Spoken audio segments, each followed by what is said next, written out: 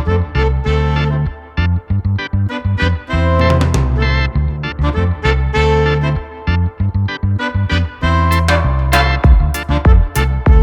comienza Jaque Mate con Carlos Javier Lillo.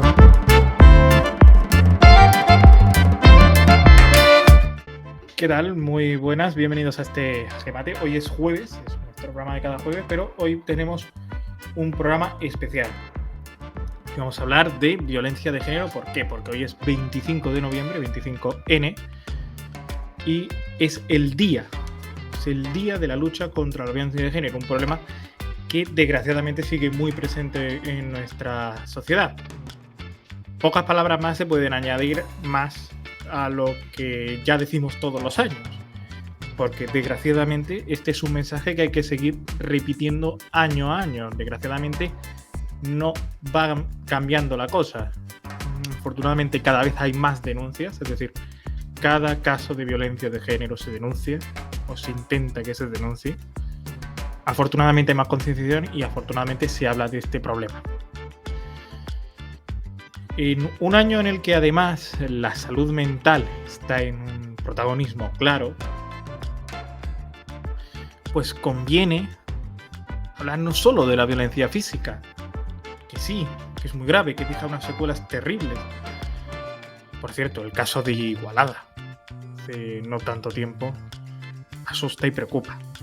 El caso de Laura Luelmo, que por fin tenemos sentencia y por fin hemos sabido que Bernardo Montoya es culpable, pero eso lo trataremos más adelante. Pero la violencia psicológica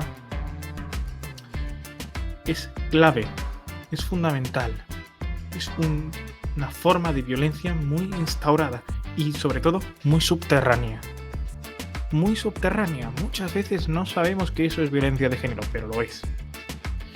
Por eso en un año en el que la salud mental ha tenido un recorrido importante, en el que se está empezando a hablar del tema, conviene hablar que ciertos tics de los hombres no es porque te quiera más. No es porque se preocupe de ti. Es violencia y es violencia de género. El con quién has estado, seguro que me está poniendo los cuernos, es que eres una P. Es que solo te gusta lo que te gusta. Esas frases abominables, esas frases de la vergüenza, esas frases asquerosas. Pues todas esas frases forman parte de la violencia de género más subterránea, la que no se ve con un golpe, la que no se ve con una herida en el cuerpo. Pero está ahí y está destruyendo a mujeres, está causando muchos problemas. Así que en este año, en el que además, como decimos, este tema mental se está sacando a la luz pública, el cariño y la comprensión para todas las víctimas de violencia psicológica, que además en muchos casos quizás ni sepan que lo están sufriendo, quizás ni sepan que son víctimas. Y a los maltratadores, ¿qué os pasa? Es la única pregunta que se nos ocurre. ¿Por qué? ¿Qué falló en vuestra cabeza en algún momento para que esto pasara? Comienza Jaque Mate. Y comienza Jaque Mate, vamos a hablar hoy de violencia de género y vamos a tener un programa muy interesante. Lo vamos a hacer con Hola Ángela. Hola, Carlos, ¿qué tal? Hola Antonio. Hola, muy buenas. Bueno, Ángela, yo creo que tú como mujer lo vives más de cerca, evidentemente. Desde el programa que hacíamos el 25 de noviembre del año pasado hasta hoy, 25 de noviembre de 2021, hemos ido hacia adelante, hemos ido hacia atrás, estamos en el mismo punto. ¿Cómo estamos hoy? Bueno, pues desde mi punto de vista, creo que estamos en una situación bastante intermedia donde el objetivo de erradicación sigue siendo la meta a alcanzar. Sí que es verdad que en nuestras relaciones personales tenemos que seguir cubriendo ese objetivo, tenemos que seguir hablando del tema, tenemos que seguir sensibilizándonos, apoyando y hablando con las personas, porque es la única manera primero, de conocer sus historias y segundo, de saber qué es lo que ocurre, porque sigue siendo un problema que se va cargando vidas de innumerable cantidad de mujeres, no solamente las que están notificadas, sino que hay un registro invisible porque, y esto es algo que también, por lo menos a mí me preocupa especialmente, ¿no? Que es la incapacidad o la inseguridad, vulnerabilidad que sienten las mujeres al no contar su relato, incluso a un amigo o un familiar, no solamente ya a ninguna autoridad competente. Por lo tanto, creo que no estamos todavía en el camino directo, pero sí que hay algún atisbo de esperanza, porque creo que la sensibilización está creciendo y que la sociedad va creciendo en ese sentido, pero hay detalles, hay circunstancias que tenemos que erradicar, pero de una manera radicalmente. O sea, creo que el discurso político hace mucho, creo que los medios de comunicación también hacemos mucho, seamos pequeños o seamos grandes, y creo que todos tenemos que trabajar en pro de este objetivo para aspirar a un objetivo que se plantea como una utopía, pero que bueno, que tenemos que seguir luchando porque, en fin, cada vez que enciendes el televisor, el mensaje de vulnerabilidad está claro hacia la mujer. Sí, yo creo que Y realmente. Antonio, tú desde A ver, la dime. vereda de los hombres, ¿cómo lo ves? Porque claro, todavía hay mucho machismo. Sí, bueno, yo lo que voy a decir es que realmente es una cuestión muy complicada realmente de posicionarse de un lado a otro, ¿no? Porque quiero decir, estamos mejor, estamos peor, vamos hacia adelante, hacia atrás. Realmente, bueno, como decía Ángel, ¿no? Realmente se va haciendo como poco a poco más concienciación y cada vez, pues realmente sí es verdad que hay más gente concienciada, es un tema cada vez que, digamos, la gente está más formada en ello, pero a su vez también está consiguiendo cierta polarización en una pequeña parte y que cabe una minoría más vocal respecto a su oposición a este tema. Y mientras tanto, pues parece que realmente las cifras no parece que bajen, ¿no? Que están como muy estancadas. Entonces, por una parece que sí, que se está haciendo un buen trabajo de concienciación, de que cada vez más es un tema que preocupa a la gente y que toma medidas, pero a su vez parece que no termina de afectar, digamos, a lo que es la realidad después, lo que son las agresiones, lo que son es la violencia en todas sus formas. Entonces, no sé, yo creo que es una situación que yo creo que tiene que ser un poquito frustrante en general por eso, ¿no? Porque parece que por mucho que intentamos avanzar, no parece que consigamos arrastrar el problema hacia una situación mejor. Y el caso es que este año, 2021, tenemos un punto de inflexión diferente al del 2020. Ese punto de inflexión se marcaba en el mes de abril, en la televisión, en lo que se preparaba como quizás para mucha gente, un programa del corazón más.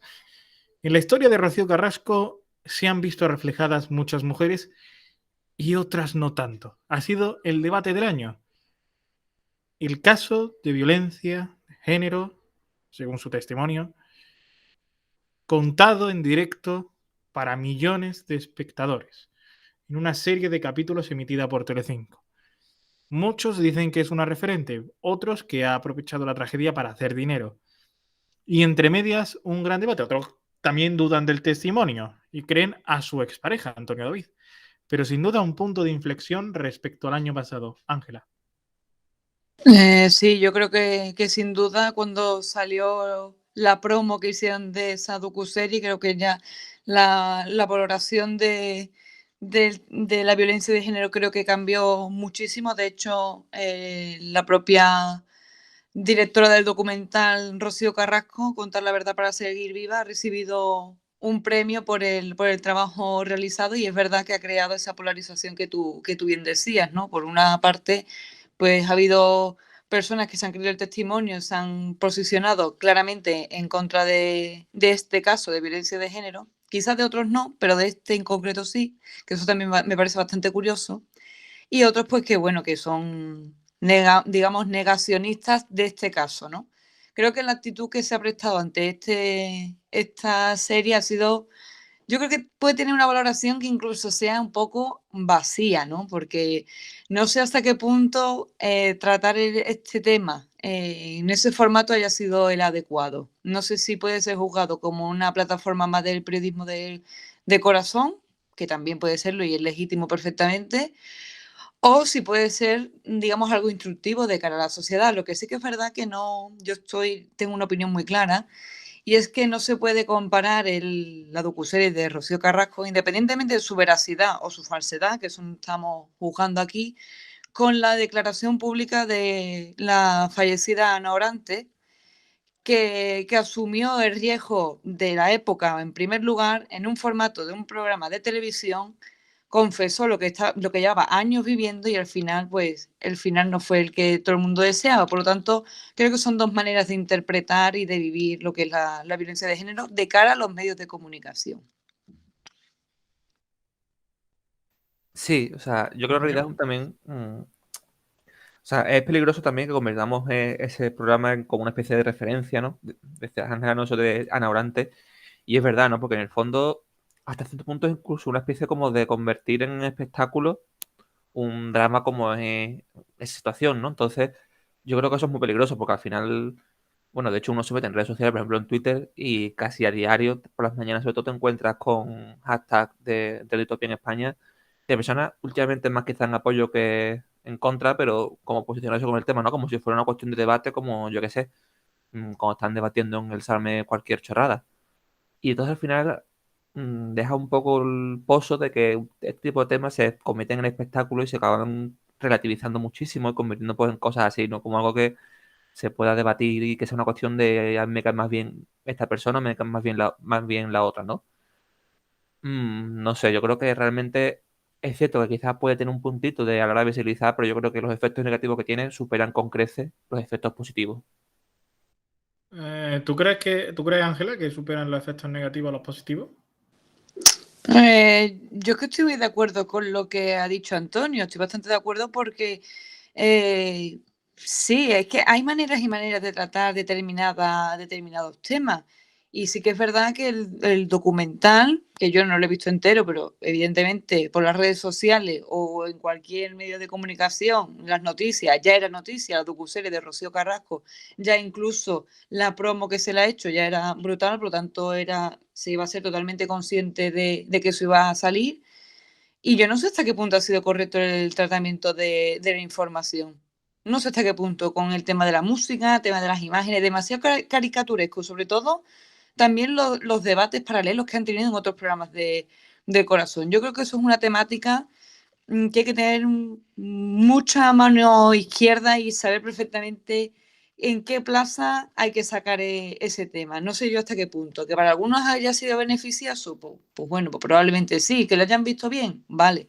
Pero no sé yo si es el espacio concreto para un tema tan importante y que, como he dicho al principio, pues se carga la vida de tantas mujeres. Claro, que realmente es eso, ¿no? O sea, la perspectiva en la que han afrontado la forma de hacerlo es de espectáculo, no es periodístico. Entonces, al final es lo que tú dices, ¿no? Esos debates, esa música, esas formas.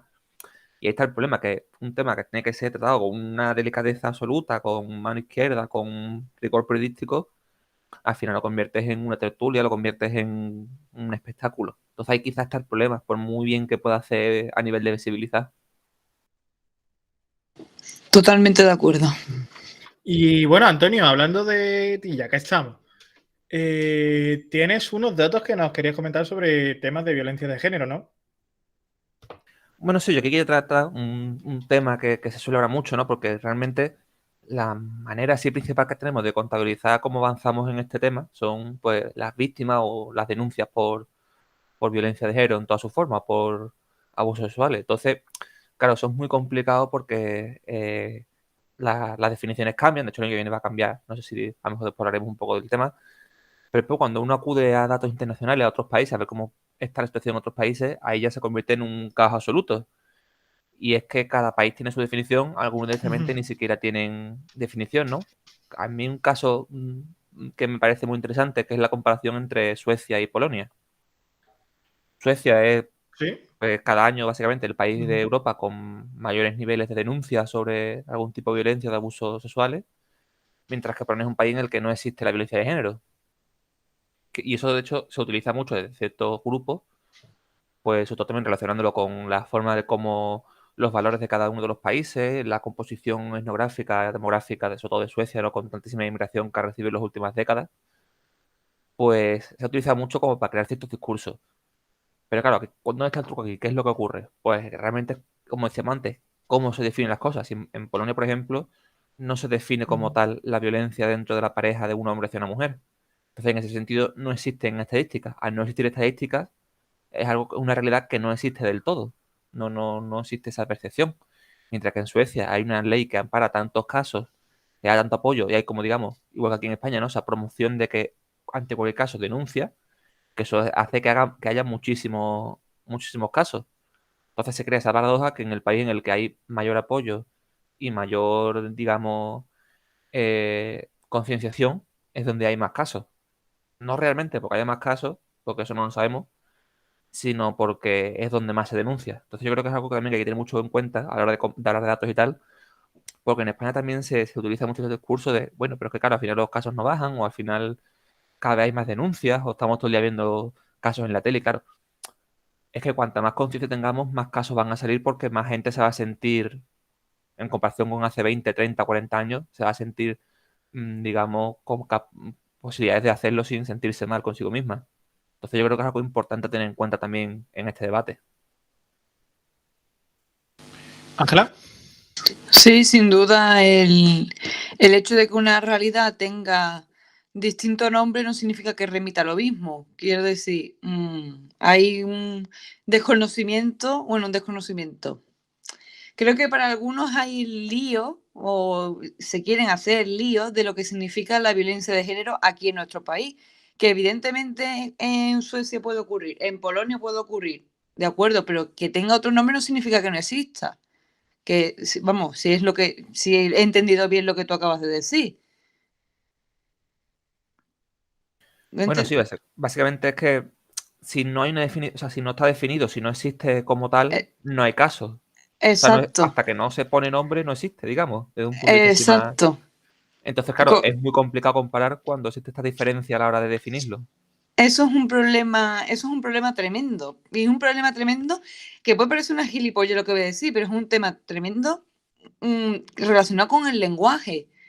O sea, si tú no le das un nombre a una realidad, esa realidad no va a existir nunca. Eso se llama injusticia epistémica, para que no lo sepa. Eso se da en la carrera de filosofía, para que no lo sepa también. Es un tema sociológico para remitir a esto que estamos hablando. Circunstancias que se producen pero que no tienen nombre. Y al no tener nombre no tienen relevancia. Eso también es una lucha perpetua que tenemos que tener con el tema del lenguaje, porque si las cosas no tienen nombre, no existen. Lamentablemente, o sea, no existen. Existen pero no tienen relevancia para el resto. Y eso es un tema muy interesante el que ha sacado ahí, porque en función de eso se puede juzgar o no, se puede valorar o no, porque si no, no hay ninguna entidad que te lleve a conocer tal realidad. Sí, sobre todo también a la hora de hablar de países, de compararnos y de hacer ciertos discursos, que al final, pues, claro, al final se utiliza todo esto de decir Suecia, que es como un referente de país feminista y tal, con muchas leyes. Sí. Hay muchas violaciones, hay muchos abusos, muchas denuncias. Países más tradicionalistas, donde esto, digamos, se oculta, como Polonia, no hay casos. Entonces, al final, se puede crear este falso discurso de el objetivo es ser como Polonia y no como Suecia, cuando a lo mejor, pues, en Polonia es que no hay denuncias, primero porque no hay mecanismo para denunciar y porque está completamente normalizado todavía. Entonces, ahí está el problema también. Eso es uno de los peligros que tiene el silencio, porque el lenguaje es otra forma de silencio y quizás más cómplice que el cotidiano y normal. Claro. Y bueno, muy interesante este debate, pero ¿cómo se debe definir? O sea, ¿cuál es la definición? Pues estamos aquí hablando del lenguaje. ¿Cuál es la definición que tenemos que tener sobre la violencia de género? A ver, violencia de género es cualquier actitud violenta, de opresión. Bueno, sí, violenta. Yo creo que bajo la palabra de violencia se puede resumir todo acto que implique un acto de superioridad o de infravalorar a la mujer por parte del hombre. Y esto lo quiero recalcar muy bien, por parte del hombre. No por parte de un marciano, por parte del hombre. Que eso también es otro dato curioso. Y el hecho, y también con respecto a lo que es la definición o no, a mí lo que me sorprende, y vosotros como hombres me podréis hablar de eso, ¿por qué cuando se habla de violencia de género en términos generales con un hombre, no digo vosotros porque vosotros no sois así, afortunadamente, hay casos en los que os sentís o se sienten culpabilizados? ¿Por qué llevan ese caso al terreno ¿Algo suyo esconden? personal individual? ¿Por qué? No. No quiere, eso no quiere decir para nada que esa persona te haga esconder algo. Obviamente no. No, yo tampoco lo creo, afortunadamente, vamos, porque si no No, pero sería ya una histeria total. Pero yo me gustaría entiendo, que me explicarais eso. ¿Por yo qué? entiendo que ahí existe realmente un mecanismo normal, ¿no? De como de protección, de que al final te sientas a ti mismo que te están señalando en cierta manera, ¿no? Entonces yo entiendo que si tú no te sientes dentro de ese grupo, o sea, tú eres una persona que trate mal a las mujeres o que haya cometido algún tipo de abuso, etcétera, a ti a lo mejor no te gusta que hablen de ti de esa forma, ¿no? Como si, yo qué sé, como si tú eres de un equipo de fútbol, yo digo que la gente de ese equipo de fútbol, pues son todos unos fascistas o unos borrachos o cualquier cosa, ¿no? Entonces al final dices, oye, no, espérate, no todos somos así, ¿no? Habrá algún cafre, pero en ser de eso, no, ser de estar, digamos, en este grupo grande no quiere decir que todos seamos así. Entonces yo creo que todavía existe como ese mecanismo de defensa automático de decir, oye, no, espérate, todos los hombres no somos así, yo no soy así, y conozco gente que no es así, me siento atacado. Entonces yo entiendo que existe como una reacción normal que también implica un poco de aquí de psicología y de, digamos, de concienciar a la gente para que entendamos el dibujo amplio detrás de esta frase, digamos, de este concepto pequeño de sentirte señalado, sino, vale, como te puedas sentir señalado, entenderlo en un sentido amplio y entender que no se refiere a ti específicamente. ¿Y tú, Carlos? Ujú. ¿Cómo, Sobre el señalamiento al hombre. sí, qué explicación o cómo ves eso desde Yo, tu postura? yo, yo fíjate, yo creo que hay muchos hombres que se sienten señalados, no porque hayan violado a nadie, no estoy acusando aquí de violar a nadie, pero sino porque tienen ciertos tics machistas que saben que no son muy bienvenidos, que no son muy apreciados, que no son permitibles. Entonces, se sienten en una zona en la cual se les va a culpar realmente, no de violación, no de violencia de género, pero sí de tics machistas que no son apropiados para la sociedad en la que vivimos. Bueno, es verdad. Bueno, realmente tics machistas tenemos todos, incluso las mujeres, Sí, pero hay algunos pero que tienen más exagerados, hay algunos que tienen más. es verdad que eso también entra mucho en la forma en la que socializamos, en la forma en la que, digamos, se ha construido la hegemonía en cuanto a las relaciones entre hombres y mujeres. Y también aquí entra un poco el estereotipo este clásico de la novia loca, ¿no? De la ex loca. O sea, la idea es también en cómo estas relaciones y en cómo también a nivel de grupo los hombres entre nosotros, pues existe como esta sensación de que, dices tú, ¿no? De que te sientes atacado, de que te sientes como que van contra ti en cierta manera, ¿no? Entonces yo creo que también es verdad que por ahí también puede ser una buena explicación al tema, ¿no? Pero yo creo que hasta al final es un tema en todo caso de falta de concienciación, que eso también es un problema importante vamos, en España, entiendo que en general en el mundo pasa un poco así, de que en este sentido están mucho más concienciadas las mujeres, que es casi total, mientras que en los hombres todavía falta muchísimo trabajo por hacer. Por cierto, no quiero que pasara este programa sin comentar un caso que desgraciadamente ojalá no hubiera tenido que darse a la luz, pero porque ojalá no hubiera tenido que pasar. Es el asesinato de Laura Luelmo hace unos días.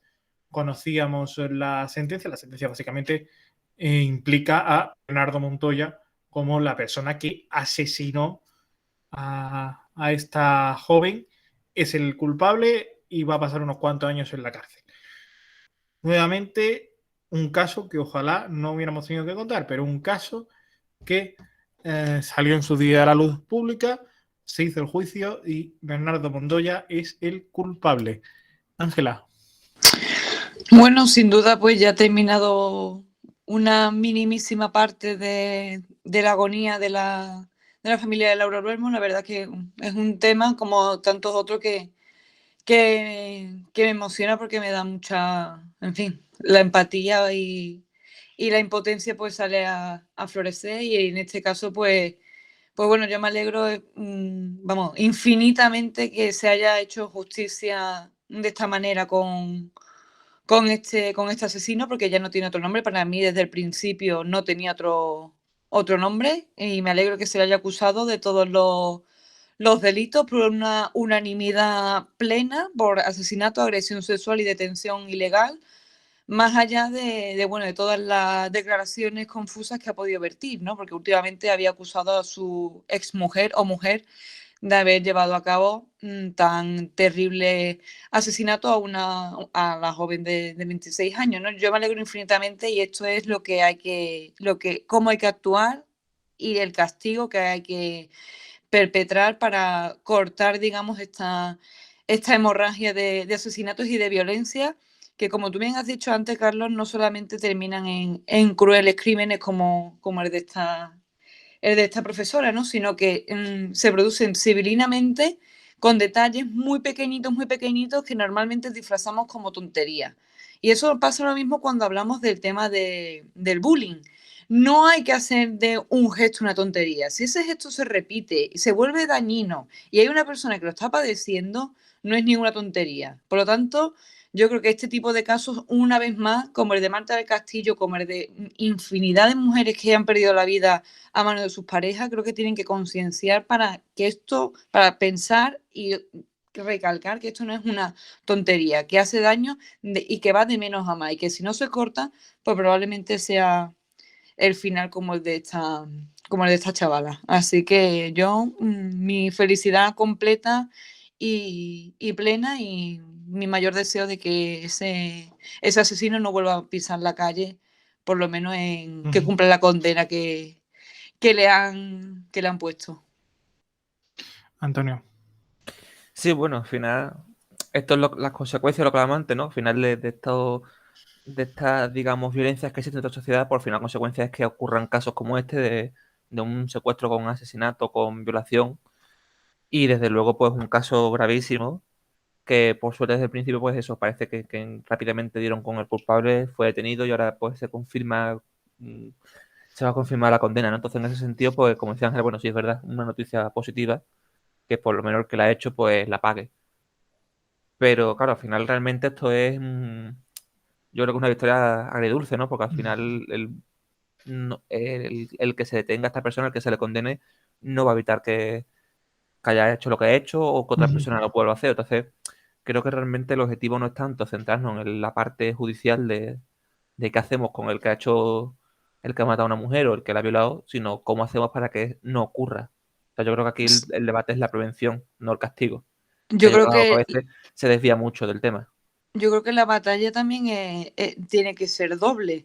Doble en el sentido de la prevención. Es importantísimo la sensibilización, es importantísimo que se hable de todo esto en todos los colegios, a todas las edades y en todos los formatos. Es imprescindible, pero también la parte posterior también, porque date cuenta de que es la única manera o una mínima manera de reparar ese daño. Tú ponte como en otros casos que han sucedido, que esa persona no llega a ser condenada. No, claro, claro. Que ahí queda una herida insondable y efectivamente en este caso, pues la vida de la chavala pues no la van a recuperar, pero por lo menos se ha hecho justicia con el asesino de esa chavala, que es que, vamos, de verdad. No, sí, yo no digo me alegro infinitamente de que ese tío esté donde tiene que estar. Yo no digo que no tenga que, digamos, condenar a la gente o ir a la cárcel o lo que sea. O sea, me refiero es que realmente, porque es un debate que se hace, ¿no? Como que la solución a los feminicidios, ¿cuál es? Más cárcel o ampliar las condenas, que sean más duros. Sí. Claro, que eso no tiene ningún efecto realmente. O sea, estoy de acuerdo contigo en eso, sí. El debate de actuación está en la prevención, no en el castigo, porque el castigo, hombre, es eso dice, ¿no? De justicia y de reparación a las víctimas. Pero es que eso no va a hacer que dejen de ocurrir los casos. Entonces lo que hay que hacer es ir directamente a la prevención. Y si hay casos que seguirá habiendo siempre, por desgracia, pues entonces ahí así el castigo, pues lo que hay que está ya bien definido. Totalmente.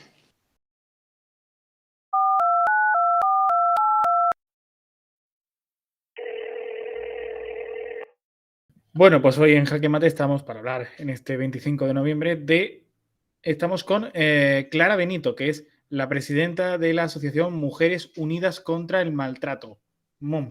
Y con ella vamos a hablar un poco de la situación de este problema evidente en nuestro país. ¿Qué tal? ¿Cómo está? Hola, buenas tardes. Muy bien. Soy Carmen, no soy Clara, pero Perdón, igual. ha sido una equivocación mía. Nada. Bueno, ¿cuál es la situación en nuestro país de la violencia de género? También con respecto a un año, ¿hemos mejorado, hemos empeorado? ¿La pandemia está ayudando a la violencia de género, a que haya más denuncias, a que haya más visibilización o está empeorando? A ver, las dos cosas. Quiero decir, la violencia está mal. Obviamente, seguimos con las estadísticas muy altas. La pandemia no ha ayudado nada, al revés. Lo que ha generado es que denuncien más mujeres, pero porque hay más casos. Las mujeres están sobre todo en pandemia, cuando no se podía salir a la calle, estaban con su agresor en casa, lo cual dificultaba mucho, primero, que la mujer pudiera salir a tomar la iniciativa de poder marcharse, pero claro, eran 24 horas del día con el agresor o con el violento y se producían había más incidencia, ¿no?, en el tema de violencia.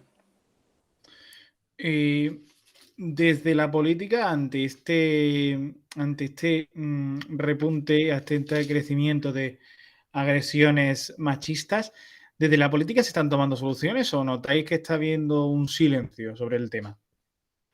A ver, yo creo que en este último año, se ha intentado tomar medidas urgentes para erradicar o por lo menos para paliar un poco el tema de la violencia.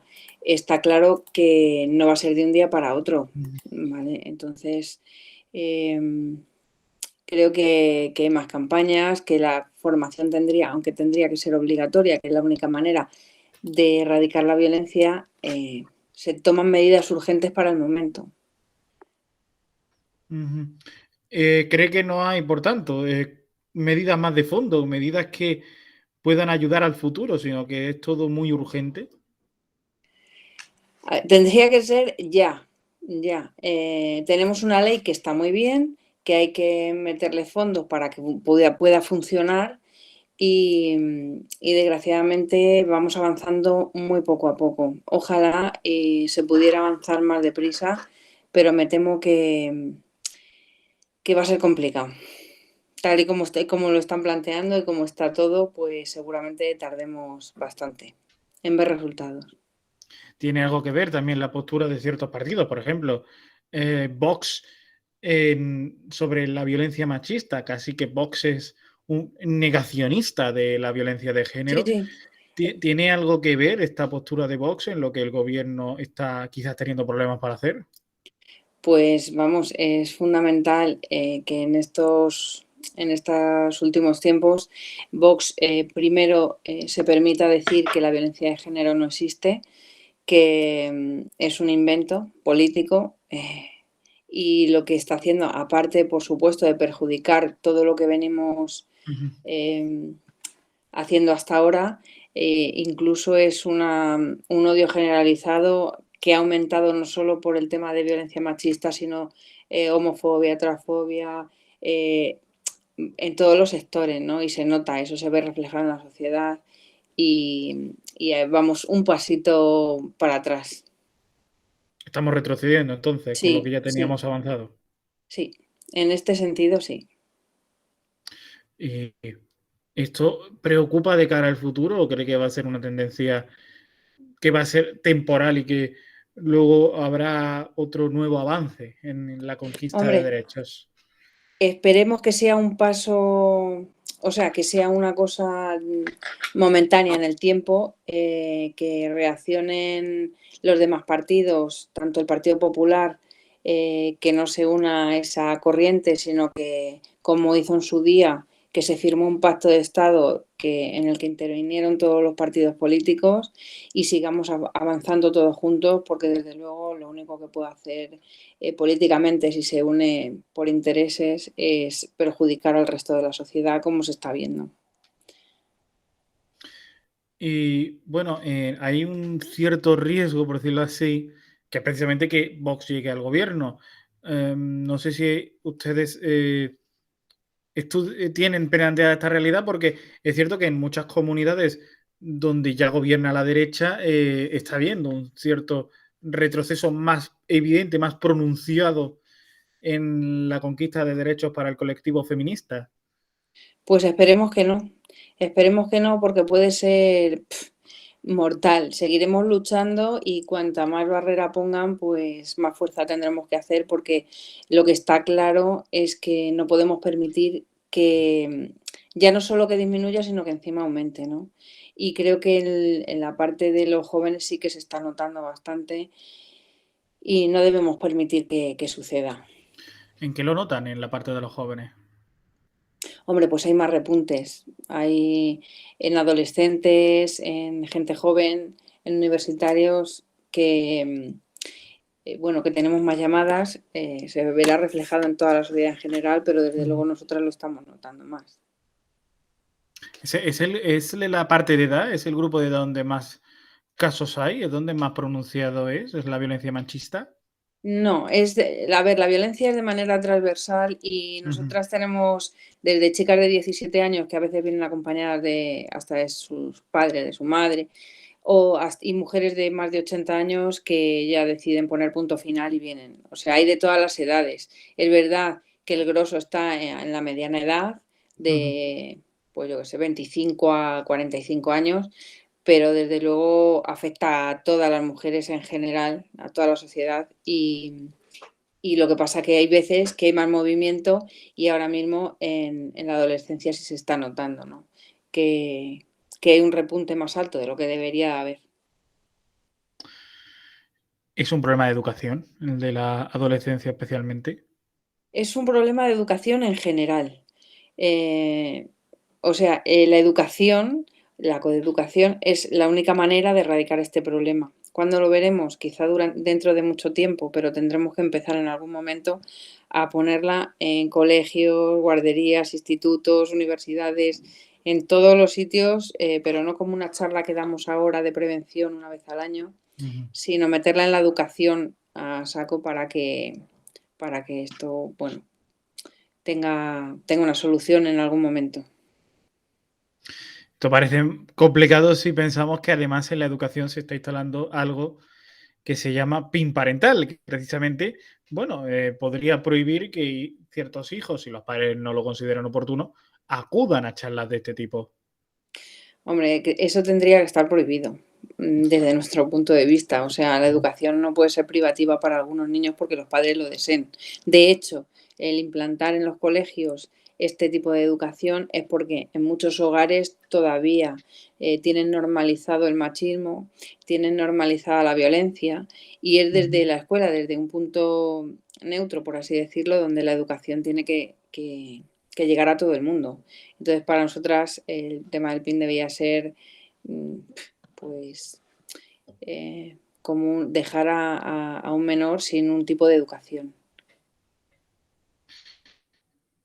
Cuando una víctima, porque yo creo que lo importante hoy es hablar de víctimas sobre todo, cuando una víctima acude, por ejemplo, a la asociación MUM, cuando traspasa las puertas de la asociación, ¿cuál es el protocolo que se activa en este tipo de casos? A ver, una mujer puede llegar en distintas fases de su proceso. Puede ser víctima, como tú has dicho, estar todavía viviendo con el agresor y se le dan pautas, nunca se le dice lo que tiene que hacer, se le dan pautas de lo que puede hacer para poder salir. Se le ayuda psicológicamente, se le asesora legalmente si es que quiere poner una denuncia, y la ayudamos a poder salir con garantías para que esté lo mejor atendida posible. Pero también puede ser ya una mujer superviviente que haya salido de la violencia y que se encuentre mal psicológicamente o que tenga problemas con tema de custodia de hijos, etcétera. O que tenga problemas de vivienda. Entonces, una vez que llegan a la asociación, hacemos una valoración de cada caso individualmente, por supuesto, y desde ahí pues tenemos un grupo de terapia, tenemos un grupo de 28 psicólogas que dan terapia psicológica semanal a las usuarias, tenemos un grupo de abogadas que asesoran legalmente a las mujeres, tenemos un grupo para seguridad, se hace una valoración al margen del que puede hacer la policía, porque a veces que no tienen denuncia. Entonces se hace una valoración de riesgo y se las asesora también. Tenemos talleres, tenemos espacio de vivienda, en fin, tenemos recursos de manera multidisciplinar para poder abordar dentro de lo posible todo lo que necesitan las mujeres que llegan a nuestra asociación, dar la mayor respuesta posible. ¿Y hasta qué punto llega esa colaboración, esa ayuda a las mujeres que llegan a la asociación? ¿Hay un tiempo máximo de No, años?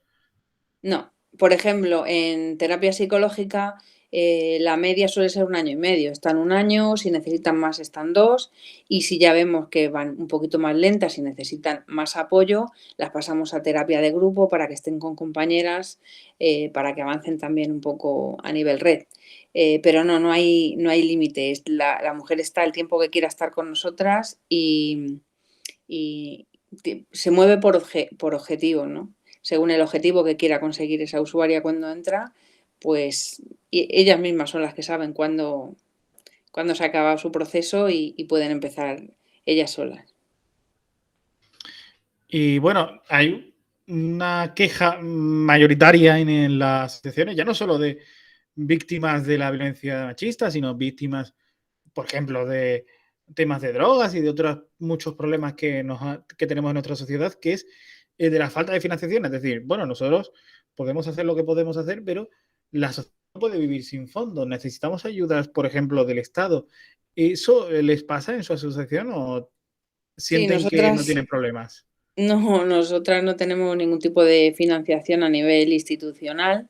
Funcionamos con ayudas de empresas privadas y, bueno, por supuesto, voluntariado, que somos todas, o pues de la cuota de las socias, que son 25 euros al año, y nos vamos financiando pues según vamos pudiendo. Pero vamos, sí, la verdad es que en el tema de subvenciones está complicada la cosa y siempre se apela, claro, a que nos puedan echar una mano para poder hacer la labor que estamos haciendo, que creo que es importante. Somos la suma, desde luego, de las instituciones.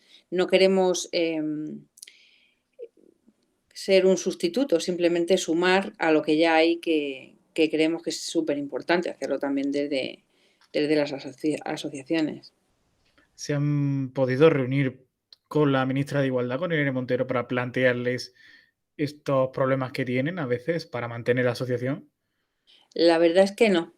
Supongo que será por tema de agenda, pero no, hasta ahora no hemos podido estar con ella. Sí con otros estamentos, pero bueno. Y bueno, las situaciones de violencia machista se incrementan en episodios de crisis, y una de las grandes crisis que está viendo España en este país es muy concretamente la de la erupción del volcán de La Palma. Allí, por cierto, está habiendo un repunte de denuncias de violencia machista, de llamadas, incluso alertando de casos de violencia machista. ¿Por qué en estas situaciones de crisis hay repuntes de las agresiones de un hombre a una mujer? Hombre, supongo que será por eso, porque están en situación de crisis, porque tienen que salir de su casa y están en otra ajena, porque no están en su ambiente. Seguramente se ha visto agravada la situación de violencia, o sea, nadie se vuelve violento por un tema social como, un tema como es el del volcán. O sea, ya, seguramente lo que ha pasado es que se ha agravado la violencia que había en casa, y una vez con esta crisis pues ha salido a la luz y bueno, se han decidido a denunciar, pero seguramente que estaba ahí latente o que estaba de otra manera. Pues la última pregunta es una pregunta que yo creo que es muy directa y muy apelativa. Nos está escuchando mucha gente, no sabemos realmente quién tenemos detrás de la pantalla. Quizás una de esas personas que nos esté escuchando esté sufriendo violencia machista. ¿Qué le diría a esa persona que ahora mismo nos está escuchando, que ha escuchado toda la entrevista y que está sufriendo un caso de machismo en su propia vida, en sí misma? Pues bueno, darle un mensaje de esperanza, decirle que hay salida, que se ponga en contacto con el 016, con asociaciones como la nuestra, que pida ayuda, sobre todo que pida ayuda. Nosotras actuamos de manera confidencial, porque muchas veces el miedo de la mujer es que se pueda enterar su agresor, que se pueda enterar su entorno. que no hace falta de primeras poner esa denuncia, que si se pone hay que hacerla bien hecha con un profesional, porque se va a juzgar únicamente lo que pone en el papel. Entonces, que no se preocupe por el tema de denuncias, que no se preocupe por ningún otro tema, sino por saber cómo salir de la situación de la que está. Eso es lo primero. Y luego ya le echamos una mano para que lo pueda hacer. Pues Carmen Benito, ahora sí digo bien el nombre. Carmen Benito, presidenta de la Asociación Mujeres Unidas contra el Maltrato. La violencia de género es un tema del que hay que hablar hoy, 25 de noviembre, pero no solo hoy, sino que todos los días, porque desgraciadamente es un problema que se ve todos los días. Muchas gracias por estar con nosotros hoy. Muchas gracias por invitarme. Bueno, estamos llegando al final del programa especial sobre violencia de género. Lo podría cerrar yo, pero yo creo que no sería justo, así que Ángela, yo sé que te estoy atracando ahora en directo, pero me da igual. Ángela, yo creo que una breve reflexión, tampoco algo muy elaborado, pero algunas breves palabras que quieras decir para hacer este programa que esperamos no tener que hacer el 25 de noviembre de 2022, pero esperemos que sí. Hombre, bueno, como se sabe, se conoce ya, la violencia de género es una lacra social que es el enemigo a batir por gran parte, afortunadamente, de la sociedad. Uno de los caballos de batalla más importantes, sin duda, es la educación. Por eso he dicho antes que es imprescindible tratar de estos temas con los chavales a todas las edades, sobre todo en secundaria, primaria, secundaria, todo adecuado a la edad que tienen. No vamos a utilizar el lenguaje que utilizaríamos con una persona de 40 años, pero sí que entiendo que la educación es el trampolín imprescindible para la concienciación a edades tan tempranas. Por supuesto, el tratamiento de la información, la responsabilidad que tienen los medios de comunicación a la hora de tratar estos temas es absolutamente radical, porque tomamos partido de alguna manera, seamos más grandes o más chicos, tomamos partido de lo que luego se habla o no en la calle, disponemos los temas populares de relevancia pública, y ya que tenemos ese poder deberíamos de utilizarlo de una manera instructiva y no destructiva, en el sentido de menos detalles morbosos y más contar lo que está sucediendo, aunque sean con historias particulares como puede ser Marta del Castillo, como puede ser la chica de la manada, como puede ser Laura Luelmo, contar, digamos, el problema que hay y que desgraciadamente pues las une. Y yo creo que ese es el propósito imprescindible para batir con esta muerte casi sistemática de mujeres, y por supuesto pues que no se convierta en digamos, piedra arrojadiza entre partidos políticos como hacen algunos, que llegan estos días tan importantes para la sociedad y se desmarcan de manifestaciones o de pancartas o de mensajes unánimes que para muchos pueden ser tontería o banalidad, pero que efectivamente eso tiene un reflejo en la sociedad, y más cuando eres un personaje político o público. Así que esto es lo único que puedo decir, y que efectivamente pues, se sigan sumando estos actos de justicia que no se deberían de haber producido nunca, porque, en fin, son realidades devastadoras, pero que se sigan produciendo este tipo de condena social y penal hasta que logremos salvar el mayor número de vidas posible. Ni una palabra más. Hasta aquí llega el programa de hoy. Gracias por estar ahí. Sigan disfrutando de la radio. Nos vemos el lunes.